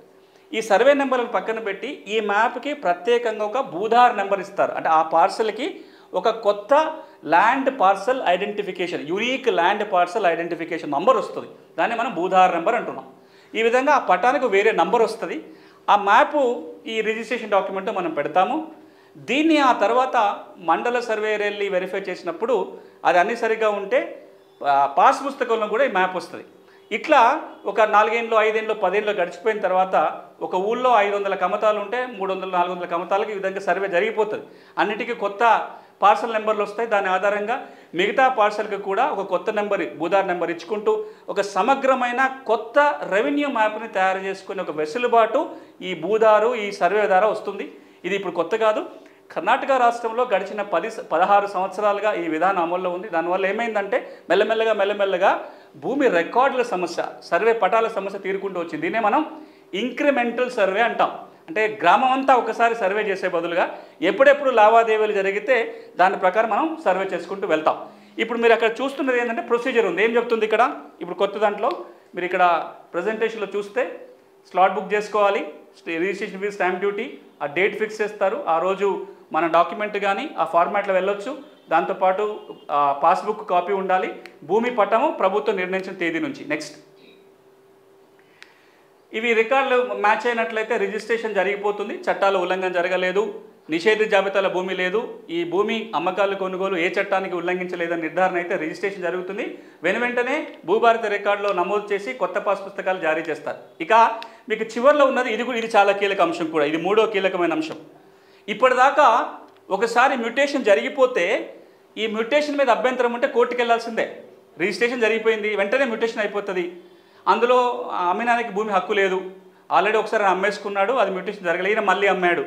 ఇట్లాంటి వివాదాలన్నీ వచ్చినప్పుడు మ్యూటేషన్ మీద కనుక అభ్యంతరాలు ఉంటే కోర్టుకు వెళ్ళాలి. కానీ ఈ చట్ట ప్రకారము తహసీల్దారు చేసిన మ్యూటేషన్ మీద కనుక అభ్యంతరం ఉంటే ఒక అప్పీల్ ఆర్డీఓకి చేసుకోవచ్చు. ఈ మ్యూటేషన్ ఇట్లా జరగాల్సింది కాదు, ఈ పొరపాటు జరిగింది అని ఆర్డీఓకి అప్పీల్ చేసుకోవచ్చు.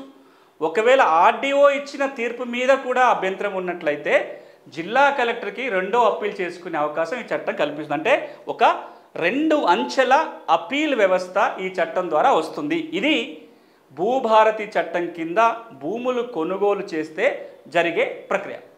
ఇక ఇప్పుడు మనము వారసత్వంగా భూమి మీద హక్కులు వస్తే ఇట్లా పట్టదా చనిపోయాడు, వారసులకి పట్టా మార్పిడి జరగాలి. పట్టదా చనిపోతూ వీలునామా రాశాడు, వీలునామా ఉంది, వీలునామా అమలు జరగాలి. దీనికి ప్రక్రియ ఏంటి? ఇప్పుడు ధరణి ఉన్నప్పుడు ఏం జరిగేది అంటే ఎవరికైనా వీలునామా ద్వారా కానీ వీలునామా లేకుండా పట్టదా చనిపోయినాక వారసత్వంగా భూమి వస్తే వారసులందరూ కలిసి ఒక జాయింట్ స్టేట్మెంట్ రాసుకొని ఎవరికెంత వాటా వాళ్ళే ఒక స్టేట్మెంట్లో రికార్డ్ చేసి సంతకాలు పెట్టుకొని ఈ స్టేట్మెంట్ ఆధారంగా మ్యూటేషన్ కోసం దరఖాస్తు పెట్టాలి.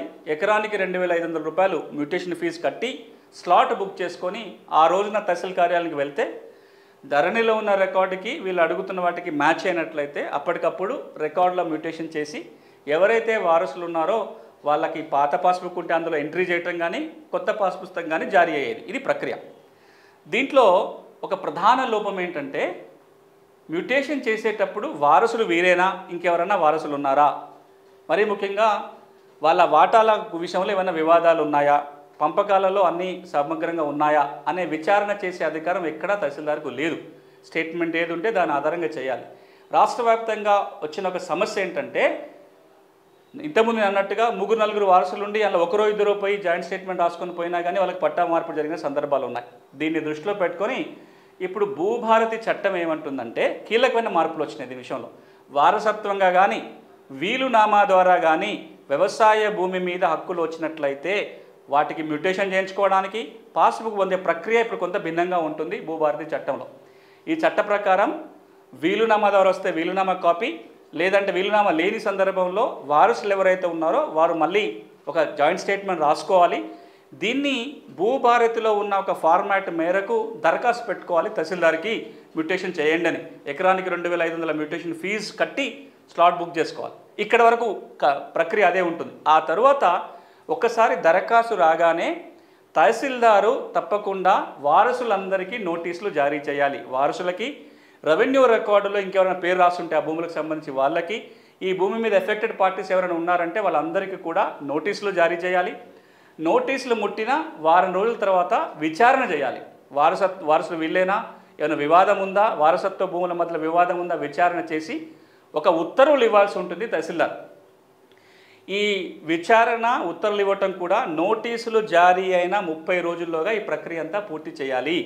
30 రోజుల విచారణ చేసి వారసులు ఎవరో తేలిన తర్వాత వాళ్ళ పేరుతో ఉత్తర్వులు ఇచ్చి రికార్డుల మార్పులు చేయాలి, కొత్త పాస్బుక్ జారీ చేయాలి. ఇప్పుడు ఒక అనుమానం రావచ్చు, 30 రోజులు చేయకపోతే, దరఖాస్తు పెట్టుకున్న 30 రోజులలో పరిష్కారం కాకపోతే చట్టం ఏమంటుందంటే, నెక్స్ట్ స్లైడ్, చట్టం ఏమంటుందంటే 30 రోజుల్లోగా కనుక తహసీల్దారు మ్యూటేషన్ చేయనట్లయితే 31వ రోజు కంప్యూటరే ఆటోమేటిక్ మ్యూటేషన్ చేస్తుంది. అందులో రికార్డులో మన దరఖాస్తులో ఉన్న వివరాల మేరకు వారసుల పేరు మీద రికార్డులో మారిపోతుంది, కొత్త పాస్బుక్ జారీ అవుతుంది. అంటే తహసీల్దారు నెలల తరబడి తన దరఖాస్తు పెట్టుకోకుండా ఇది ఒక వెసులుబాటు. దాంతోపాటుగా ఏ మండలంలో ఆటోమేటిక్ లీకేజ్ జరిగితే డిపార్ట్మెంటల్ రివ్యూ ఉంటుంది, ఎందుకు జరుగుతుందో చర్యలు తీసుకునే అవకాశం ఉంటుంది. ఇక్కడ నేను ఇంతకు మునుపు రిజిస్ట్రేషన్ విషయంలో చెప్పినట్టుగానే రాబోయే రోజులలో మ్యూటేషన్ దరఖాస్తుతో పాటుగా సర్వే మ్యాప్ కూడా ఉంచాల్సి ఉంటుంది. దాని గురించి ఇంతకుముందు వివరంగా మాట్లాడాను. ఎట్లయితే రిజిస్ట్రేషన్కి పోయినప్పుడు సర్వే మ్యాప్ ఉంచాలో ప్రభుత్వం నిర్ణయించిన తేదీ నుంచి భూముల వారసత్వంగా వచ్చిన భూములకి కూడా మ్యూటేషన్కి వెళ్ళినప్పుడు సర్వే మ్యాప్ తప్పనిసరి. నెక్స్ట్, ఇక ఇవి రెండు కాకుండా ఇంకా చాలా మార్గాల ద్వారా భూమి మీద హక్కులు వస్తాయి. మనం ఇప్పటిదాకా కొనుగోలు, వారసత్వం మాట్లాడుకున్నాం. ఇది కాకుండా కోర్టు డిగ్రీ ద్వారా కావచ్చు, ఇనాం భూములకి ఓఆర్సీ వచ్చినప్పుడు కావచ్చు, పీటీలకి 3080 ఇచ్చినప్పుడు కావచ్చు, ఆక్షన్లో పాల్గొన్నప్పుడు సేల్ సర్టిఫికేట్ తెచ్చుకోవడం ద్వారా కావచ్చు, లేదా లావణి పట్టా వచ్చినప్పుడు కావచ్చు, అసైన్మెంట్ పట్టా, లేదా లావణి పట్టా పేదవాళ్ళు కొంటే కలెక్టర్లు రెగ్యులరైజ్ చేయొచ్చు. అట్లా రెగ్యులరైజ్ చేసినప్పుడు వచ్చిన రెగ్యులేషన్ ఆర్డర్ కావచ్చు. ఇంకా ఏ మార్గం ద్వారా భూమి మీద హక్కులు వచ్చినా సరే వాళ్ళందరూ భూభారతి చట్టం కింద రికార్డులకు ఎక్కించుకొని పట్టా పొందే వెసులుబాటు కల్పిస్తుంది. ధరణి చట్టంలో కేవలం కోర్టు డిగ్రీల ప్రస్తావన మాత్రమే ఉంది, కానీ మిగతా అంశాలు లేవు.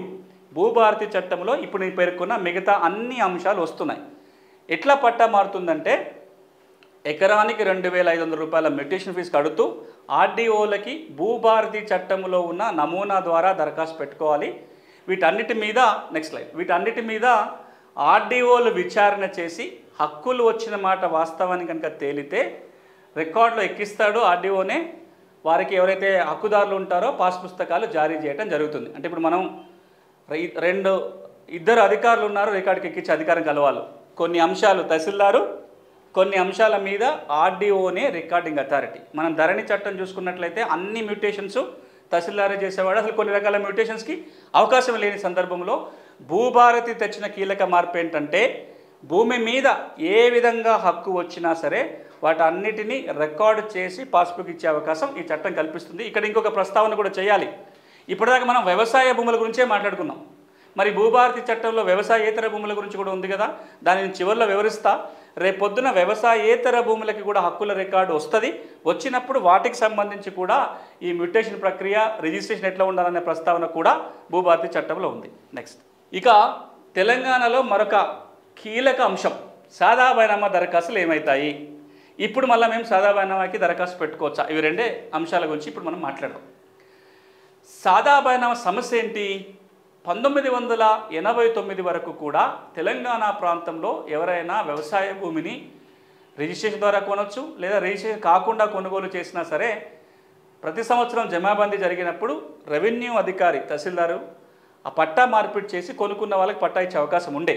ఎప్పుడైతే 1971 ROR చట్టం 1989 నుంచి అమలు రావటం మొదలుపెట్టిందో ఆ చట్టం ఏమన్నదంటే కొనుగోలు ద్వారా మీకు భూమి వస్తే మీ దగ్గర రిజిస్టర్డ్ దస్తావేజు ఉంటేనే పాస్బుక్ ఇస్తామని చెప్పి 71 చట్టం చెప్పింది. దీనివల్ల తెలంగాణ రైతాంగానికి పాస్ పుస్తకాలు జారీ చేయడం సాధ్యపడదు, సగం పైన రైతులకు పాస్బుక్ రాదు అనే ఉద్దేశంతో 1971 చట్టాన్ని 89లో సవరించి సెక్షన్ 5Aని చేర్చాం ROR చట్టంలో. ఆ చట్టం ఏం చెప్తుందంటే ఎవరైనా చిన్న సన్నకారు రైతులు 1989 కంటే ముందు గ్రామీణ ప్రాంతంలోని వ్యవసాయ భూమిని కొనుగోలు చేసినట్లయితే సాదా బైనామాల ద్వారా వాటిని రెగ్యులరైజ్ చేసే అధికారం తహసీల్దార్లకు ఇచ్చారు. తహసీల్దార్ ఒకసారి సర్టిఫికేట్ జారీ చేస్తే రిజిస్టర్డ్ డాక్యుమెంట్ కింద తెల్ల కాగితం రిజిస్టర్డ్ డాక్యుమెంట్ ఉన్న విలువ వచ్చేస్తుంది, పాస్బుక్లు జారీ చేస్తారు. 1989 నుంచి 2020 వరకు కూడా పలు దఫాలుగా సాదా బైనామాల ద్వారా కొన్న భూములకి రెగ్యులరైజ్ చేయడానికి ప్రభుత్వం దరఖాస్తు తీసుకుంటూనే వచ్చింది. దాంట్లో కట్ ఆఫ్ డేట్లు కూడా మార్చారు. ఒకప్పుడేమో 89 కంటే ముందు కొంటే పాస్బుక్లు ఇస్తామని చెప్పారు. తర్వాత కట్ ఆఫ్ డేటు 2000 సంవత్సరం కింద మారింది. తెలంగాణ రాష్ట్రం ఏర్పడిన తర్వాత ఈ కట్ ఆఫ్ డేటు 2014 జూన్ 2 కింద మారింది. అంటే ఎవరైనా 2014 జూన్ 2 కంటే ముందు సాదా బైనామా ద్వారా భూములు కొంటే రెగ్యులరైజ్ చేయవచ్చు.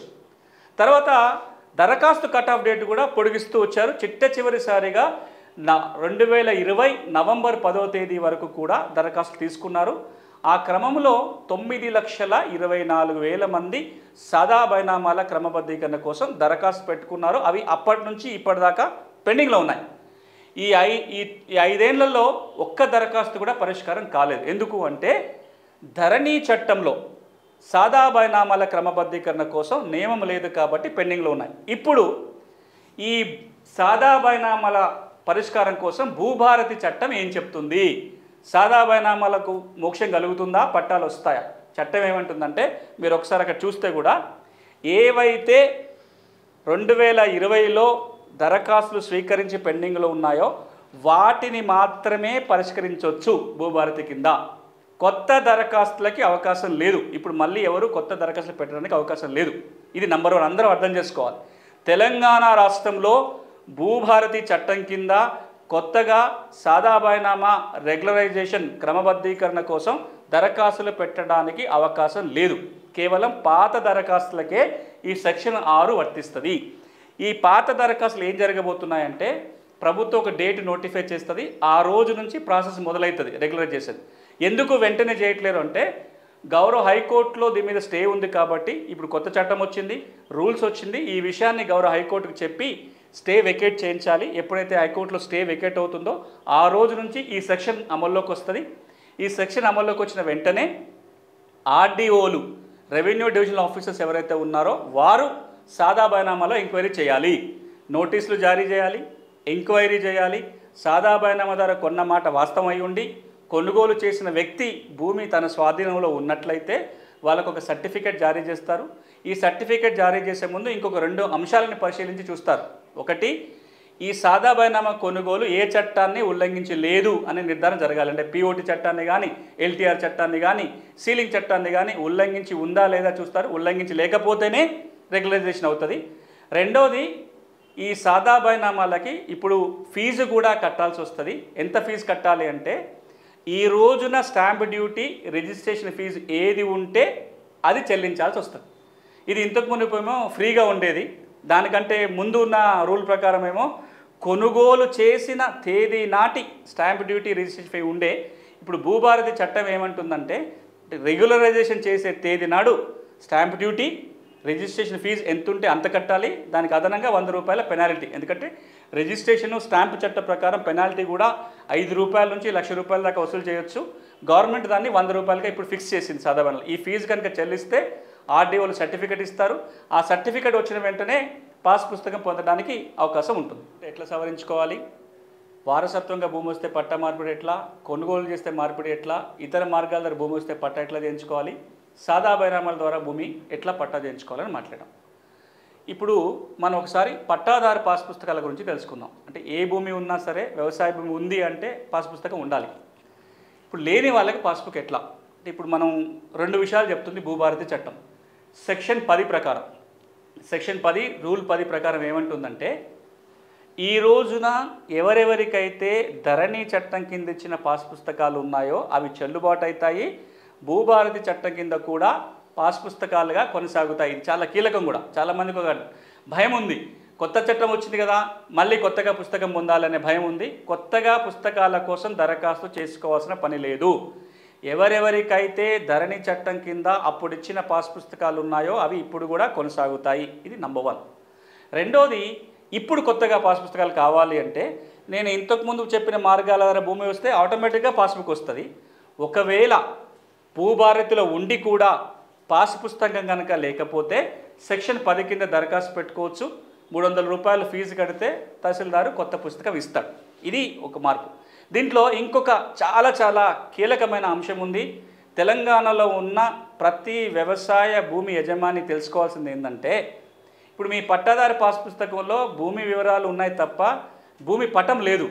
ఇప్పుడు మీ పాత పుస్తకంలో మీకు భూమి పటం కనుక కావాలి అంటే పటం తెచ్చుకునే మార్గం చెప్తుంది సెక్షన్ 10. ఎట్లా తెచ్చుకోవాలి పటం అంటే లైసెన్స్ సర్వేల వ్యవస్థ వచ్చిన తర్వాత ఏ భూ యజమాని అయినా తనంతట తానుగా పటం కావాలి అంటే లైసెన్స్ సర్వేర్ ద్వారా ముందు భూమిని సర్వే చేయించుకోవాలి. ఆ మ్యాప్ ద్వారా తహసీల్దార్కి దరఖాస్తు పెట్టుకుంటే మండల సర్వేరు దాన్ని వ్యాలిడేట్ చేసి మీ పట్టాదారు పాస్ పుస్తకంలో కూడా పటాన్ని ముద్రించడానికి ఈ చట్టం అవకాశం కల్పిస్తుంది. అంటే రాబోయే రోజుల్లో తెలంగాణలో పాస్ పుస్తకంలో పటం రాబోతుంది ఈ సెక్షన్ 10 ద్వారా.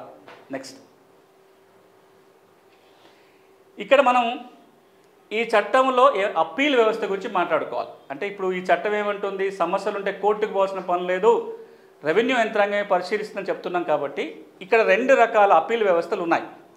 ఒకటి, ఏదైతే ఇప్పటికే తప్పులు ఉన్నాయో వాటిని సవరిస్తే దాని మీద అప్పీల్ ఏంటి. రెండోది, ఈ సెక్షన్ 5, 6, 7, 8 కింద మ్యూటేషన్ జరిగినప్పుడు దాని మీద అప్పీల్ ఎట్లా. అవి 2 కూడా మనకు సెక్షన్ 15లో అప్పీల్ వ్యవస్థలో పేర్కొన్నారు. ఏం చెప్తున్నామంటే ఒకటి, ఇప్పుడున్న తప్పుల సవరణ కోసమో కొత్తగా పాస్బుక్ కావాలని వెళ్ళాలంటే దరఖాస్తు పెట్టుకోవచ్చు. ఆర్డీఓనో కలెక్టరో పరిష్కారం చేయవచ్చు అని నేను ఇంతకుముందు ప్రస్తావన చేశాను. వాళ్ళ నిర్ణయాల మీద ఏమైనా అభ్యంతరాలు ఉంటే ఒక అప్పీల్ వెళ్ళడానికి అవకాశం ఉంది. అంటే ఆర్డీఓ కనుక తీర్పిస్తే కలెక్టర్కి అప్పీల్ చేసుకోవచ్చు. లేక ఆ విషయాలలో కలెక్టర్ ఇచ్చిన తీర్పు కనుక ఉంటే ట్రిబ్యునల్కి, భూమి ట్రిబ్యునల్ పెట్టబోతున్నారు జిల్లా స్థాయిలో, ఆ భూమి ట్రిబ్యునల్కి దరఖాస్తు పెట్టుకునే అవకాశం ఈ చట్టం కల్పిస్తుంది. ఇది ఒక అప్పీలు. అంటే ఇప్పుడు ఉన్న సమస్యల మీద. రాబోయే రోజులు జరిగే మ్యూటేషన్స్ ఏవైతే ఉంటాయో, అది సాదాబైన ద్వారా మ్యూటేషన్ కావచ్చు, కొనుగోలు ద్వారా జరిగే మ్యూటేషన్ కావచ్చు, వారసత్వంగా జరిగే మ్యూటేషన్ కావచ్చు, ఈ మ్యూటేషన్ల మీద అభ్యంతరం ఉంటే 2 అంచెల అప్పీల్ వ్యవస్థ ఉంది. తహసీల్దార్ చేసిన మ్యూటేషన్ మీద ఫస్ట్ అప్పీల్ ఆర్డీఓకి, సెకండ్ అప్పీలు జిల్లా కలెక్టర్కి వెళ్ళొచ్చు. అదే ఆర్డీఓ చేసే మ్యూటేషన్ మీద, అది సెక్షన్ 6 కింద సాదాబైనామాలు కావచ్చు, సెక్షన్ 8 కింద చేసే మ్యూటేషన్ల మీద అభ్యంతరాలు ఉంటే జిల్లా కలెక్టర్కి, ఆ పైన రెండో అప్పీలు భూమి ట్రిబ్యునల్కి వెళ్ళే అవకాశం ఈ సెక్షన్ కల్పిస్తుంది. ల్యాండ్ ట్రిబ్యునల్ రాబోయే రోజుల్లో పెడతామని ప్రభుత్వం ప్రకటించింది. జిల్లా స్థాయిలో భూమి ట్రిబ్యునల్ ఏర్పాటు అయ్యేంత వరకు భూ పరిపాలన ప్రధాన కమిషనరే ల్యాండ్ ట్రిబ్యునల్గా వ్యవహారం చేస్తారు. అంటే ఇప్పటికిప్పుడు ల్యాండ్ ట్రిబ్యునల్కి వెళ్ళాలంటే సీసీఎల్కి వెళ్ళాలి. రాబోయే రోజుల్లో ఉమ్మడి జిల్లాకు ఒకటో లేదా చిన్న జిల్లా స్థాయిలో కూడా కేసు లోడ్ని బట్టి ట్రిబ్యునల్ పెడతామని గౌరవ రెవెన్యూ మంత్రి గారు, ముఖ్యమంత్రి గారు ప్రకటించారు. కాబట్టి ట్రిబ్యునల్కి వస్తే ట్రిబ్యునల్కి వెళ్ళొచ్చు. ఇది అప్పీల్ వ్యవస్థ. నెక్స్ట్, ఇది మరొక కీలకమైన సెక్షన్ భూభారతిలో, సెక్షన్ 16 రివిజన్ అధికారం. ఇది 2 అంశాలను పేర్కొంటుంది. ఇది అన్ని రకాల భూములకు వర్తించదు. ఈ సెక్షన్ యొక్క ప్రధాన ఉద్దేశం ఏంటంటే, ఇక్కడ కింద ఆర్డీఓనో కలెక్టరో ఇచ్చిన తీర్పుల మీద రివిజన్ చేయటం కాదు. ఒకప్పుడు 1971 చట్టం కింద ఆర్డీఓ తీర్పులు ఇస్తే రివిజన్ అధికారం జాయింట్ కలెక్టర్కి ఉండేది. ఎప్పుడైనా తీర్పులు సరిదిద్దే అవకాశం ఉండేది. ఇప్పుడు మనం ఆ రివిజన్ గురించి మాట్లాడట్లా. ఇక్కడ రివిజన్ ఏంటంటే, ఎవరైనా కొన్ని రకాల భూములు అక్కడ ఏదైతే రాస్తున్నామో, ప్రభుత్వ భూములు కానీ, భూదాన భూములు కానీ, అసైన్మెంట్ కానీ, ఎండోన్మెంట్, వక్ఫ్ భూములకి తప్పుడు పద్ధతిలో పట్టాలు పొందితే, దాని కనుక ఎవరికైనా పట్టాలు జారీ అయితే సీసీఎల్ఏ భూ పరిపాలన ప్రధాన కమిషనర్ ఆ కేసు తనంత తానుగా సోమోటోగా తీసుకొని రికార్డుని రెక్టిఫై చేసి, ఒకవేళ ఆ భూమి కనుక వేరే వాళ్ళ స్వాధీనం వెళ్ళిపోయి ఉంటే దాన్ని తిరిగి మళ్ళీ ప్రభుత్వం స్వాధీనం చేసుకునే అధికారం ఈ సెక్షన్ 16లో ఇస్తుంది. సీసీఎల్ఏ తనంత తాను తీసుకోవచ్చు. అన్నిటికంటే కీలకం ఏంటంటే, ఎవరైనా సరే కంప్లైంట్ చేసే అవకాశం ఈ సెక్షన్ 16 ఇస్తుంది. ఇప్పుడు నేను కనుక ప్రభుత్వ భూమికి పట్టా చేసుకుంటే మళ్ళీ నేనేం అప్పీల్కి పోను కదా, లేకపోతే నాకు ఇంకెవరో ఆ ఊళ్ళో తెలిసిన వ్యక్తే ఈ తప్పు జరిగిందంటే అప్పీల్కి పోయే అవకాశం ఉంటుంది.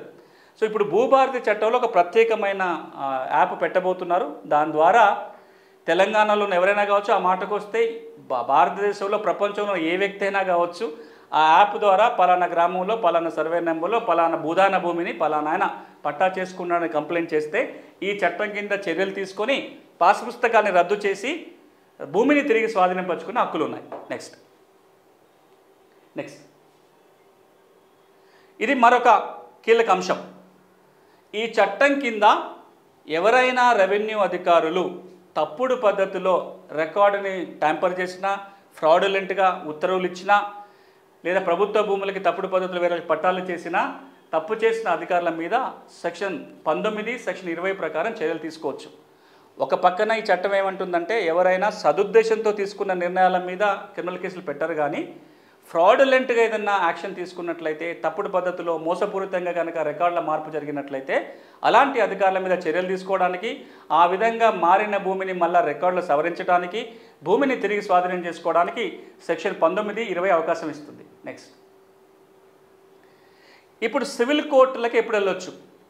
ధరణి చట్టం ఏమంటుందంటే, ఏ తప్పు సవరణకైనా కోర్టుకే పోవాలంటుంది ధరణి చట్టం. భూభారతి చట్టం ఏమంటుందంటే, రికార్డుల సవరణకి కోర్టుకు పోవాల్సిన పని లేదు. మరి ఎప్పుడు పోవాలి? యాజమాన్య హక్కుల వివాదం ఉంటే, ఓనర్షిప్ డిస్ప్యూట్స్, అన్నదమ్ముల మధ్యలో వాటాల తగాదా ఉంది, అది ఇక్కడ తేలదు. వాటాలు వాళ్ళన్న తెలుసుకోవాలి, కోర్టు అన్న తెలుసాలి. లేదా ఈ భూమి యజమాని ఎవరు అనే వివాదం వచ్చినప్పుడు, అలాంటి వివాదాలు ఉన్నప్పుడు కోర్టుకు వెళ్ళాలి తప్ప రికార్డులో జరిగిన తప్పొప్పుల సవరణకి కోర్టుకు వెళ్లాల్సిన పని లేదు.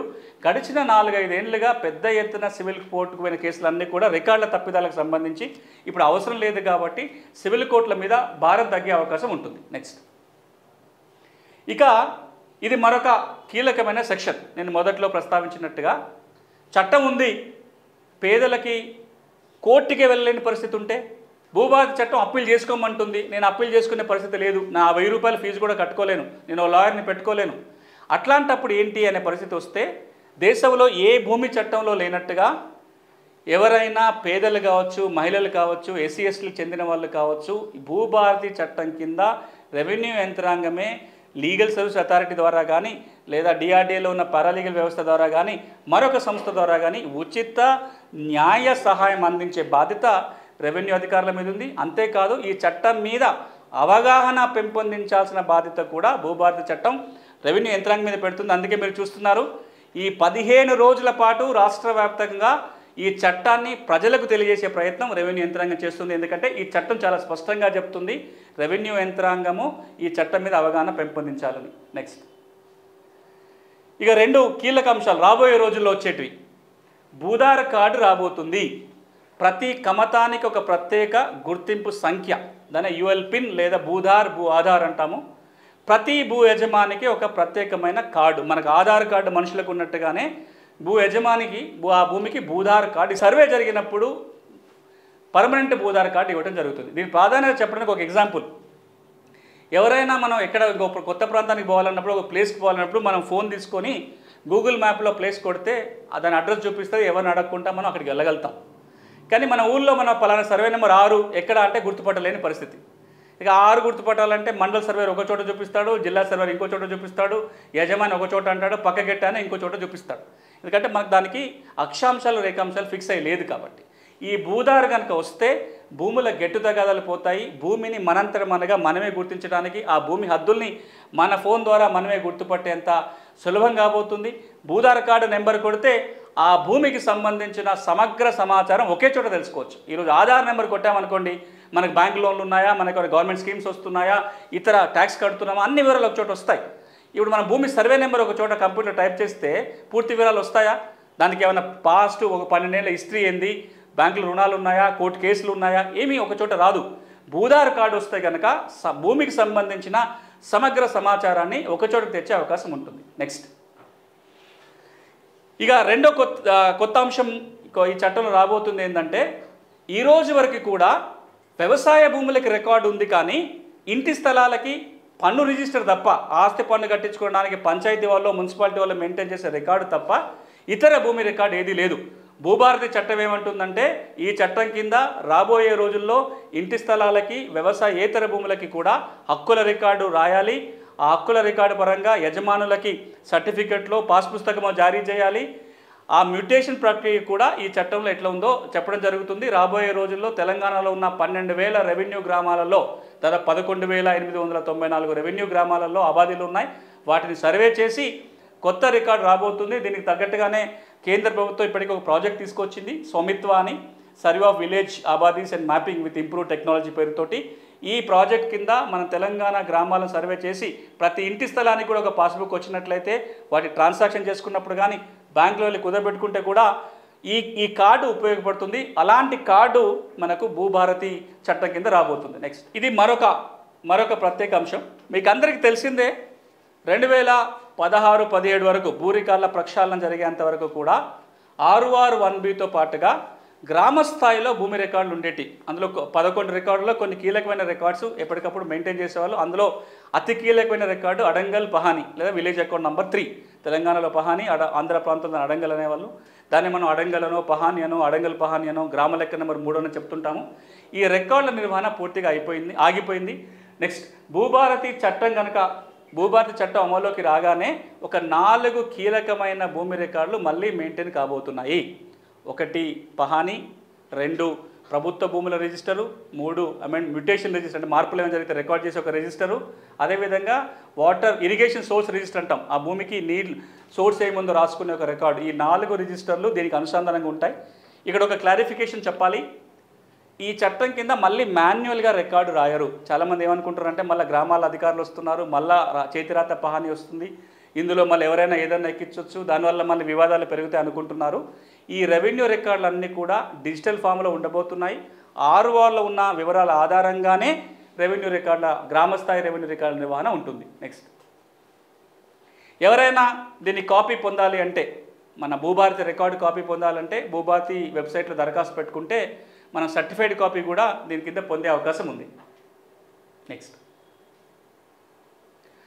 ఇప్పటిదాకా నేను కీలకమైన అంశాలను వివరించే ప్రయత్నం చేశాను. ఇంకొక 5 నిమిషాల సమయమే తీసుకుంటా. కొన్ని అపోహలు అనుమానాలకి చట్టం ఏం చెప్తుందో నివృత్తి చేసే ప్రయత్నం మళ్ళొక్కసారి చేస్తా. మొట్టమొదటిది, ఇప్పటికే ధరణిలో వివరాలు ఉండి పాస్ పుస్తకాలు ఉన్నవాళ్ళు మళ్ళీ భయపడాల్సిన పని లేదు. కొత్త చట్టం కింద అది రికార్డు కొనసాగుతుంది. పాస్ పుస్తకాలు కూడా ఈ చట్టం కింద చెల్లుబాటు అవుతాయి. నంబర్ 1. 2, ఈ చట్టం రాష్ట్రం అంతటా అమల్లోకి వచ్చింది. ఎవరైనా సరే ఆన్లైన్లో దరఖాస్తు పెట్టుకోవచ్చు. కానీ రాబోయే రోజులలో ప్రభుత్వమే రెవెన్యూ సదస్సులు నిర్వహించి గ్రామాలలోనే మాన్యువల్గా దరఖాస్తు తీసుకొని వాటి ద్వారా వచ్చిన సమాచారం ఆధారంగా గ్రామ స్థాయిలోనే రెవెన్యూ అధికారులు వెళ్ళి పరిష్కారం చేయబోతున్నారు. దాని షెడ్యూల్ ఏంటంటే ఈ నెలలో 4 మండలాలు, వచ్చే నెల మే నెలలో 33 మండలాలు, జిల్లాకు ఒక మండలం చొప్పున జూన్ 2వ తారీఖు నుంచి ఆగస్టు 15వ తారీఖు వరకు రాష్ట్ర వ్యాప్తంగా అన్ని గ్రామాలలో ఇలాంటి రెవెన్యూ సదస్సులు పెట్టి ప్రభుత్వమే భూ సమస్యల పరిష్కారం చేయబోతుంది. మ్యాప్, సర్వే మ్యాప్ అనేది రిజిస్ట్రేషన్కి మ్యూటేషన్కి మ్యాప్ అనేది ఇప్పుడే అమల్లోకి రాలేదు. రాబోయే రోజులలో అమల్లోకి వస్తుంది. ఇంకా ఆ తేదీ ప్రకటించలేదు. సాదా బైనామాలు కోర్టు స్టే వెకేట్ చేసిన తర్వాత మాత్రమే రెగ్యులేషన్ చేయడానికి అవకాశం ఉంటుంది. ఇంటి స్థలాల సర్వే ఇంకా దానికి తేదీ ప్రకటించలేదు. ప్రభుత్వం నిర్దేశించిన తేదీ తర్వాత మాత్రమే ఇది అమల్లోకి వస్తుంది. అంటే భూభారతి చట్టం అన్ని సమస్యలకి పరిష్కారం చూపే విధంగా ఉంది. కొన్ని సెక్షన్స్ వెంటనే అమల్లోకి వస్తున్నాయి, కొన్ని రాబోయే రోజుల్లో అమల్లోకి వస్తున్నాయి. మొత్తంగా తెలంగాణ భూ యజమానులు ఎదుర్కొంటున్న సమస్యలకి సమగ్రమైన పరిష్కారం చూపే దిశగా, అందుకు తగ్గట్టుగా, అందుకు అనుగుణంగా ఇందులో ఉన్న నియమాలు, సెక్షన్స్ ఉంచడం జరిగింది. ఈ చట్టం దేశానికి ఒక ఆదర్శవంతంగా తీర్చిదిద్దే ప్రయత్నం జరిగింది. ఈ చట్టాన్ని 4 గోడల మధ్యలో కూర్చొని తయారు చేయడం కాకుండా ప్రజలందరినీ భాగస్వాములు చేస్తూ, ఎక్స్పర్ట్స్ అందరినీ భాగస్వాములు చేస్తూ ఈ చట్టాన్ని తయారు చేసినప్పుడు, ఆమోదించినప్పుడు, రూల్స్ తయారు చేసినప్పుడు ఎప్పటికప్పుడు ఫీడ్బ్యాక్ తీసుకొని ప్రభుత్వం ఈ చట్టం తయారు చేసింది. కాబట్టి రాబోయే రోజులలో ఈ తెలంగాణ సమాజంలో ఉన్న భూ సమస్యలన్నిటికీ పరిష్కారం చూపుతుందని ఆశిస్తూ ఈ ఇనిషియేటివ్ తీసుకున్న గౌరవ ముఖ్యమంత్రి గారికి, రెవెన్యూ మంత్రి గారికి, కేబినెట్ మంత్రులందరికీ కూడా, అదేవిధంగా ధరణి కమిటీలో కీలకంగా వ్యవహరించిన కోదండరెడ్డి గారికి, ఇతర సభ్యులకి కూడా నా తరపున, తెలంగాణ సమాజం తరపున ప్రత్యేక కృతజ్ఞతలు. రాబోయే రోజులలో కూడా ఇంకా ఈ చట్టం మీద ఉన్న క్వశ్చన్స్ కానీ, డౌట్స్, అనుమానాలు, అపోహలు ఉంటే వాటి మీద కూడా రాబోయే రోజుల్లో మీతో ఈ రకరకాల మాధ్యమాల ద్వారా మీతో వాటికి సమాధానం చెప్పే ప్రయత్నం చేస్తాను. అంతవరకు సెలవు. ఈ వీడియోని లేదా ఈ ప్రసంగాన్ని చూపించిన ప్రతి ఛానల్కి, చూపించబోయే ప్రతి ఛానల్కి కూడా నా తరపున, తెలంగాణ రైతాంగం తరపున ప్రత్యేకంగా ధన్యవాదాలు. Thank you very much.